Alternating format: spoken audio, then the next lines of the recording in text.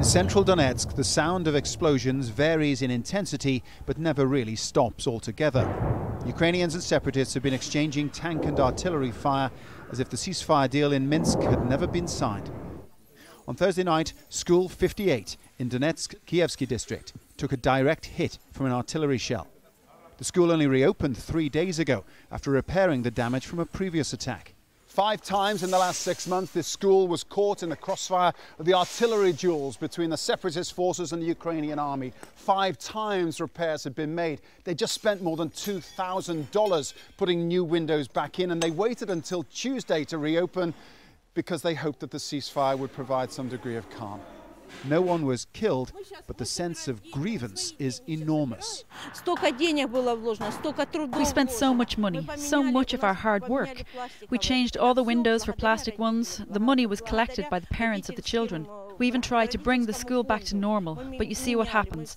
They shell us. Thanks very much, Poroshenko.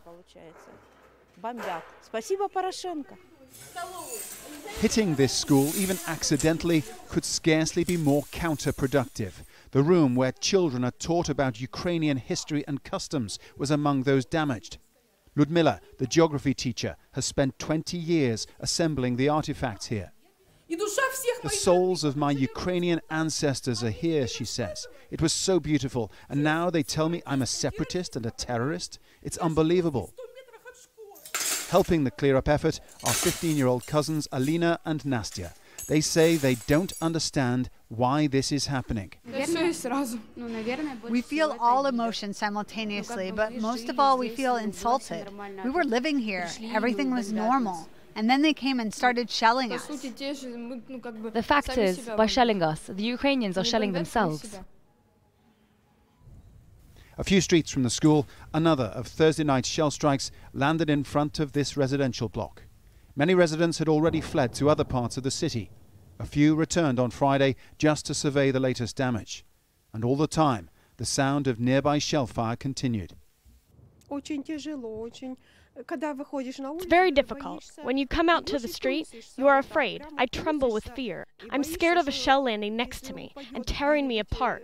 It's such a terrible fear. In all my life, I've never felt as scared as I do now. The experience of these people completely contradicts those who claim that the Battle of Debaltseve has been the only significant violation of the Minsk peace agreement. There is no knowing when School 58 might reopen.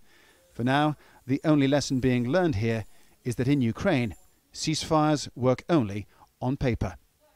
Paul Brennan, Al Jazeera, Donetsk.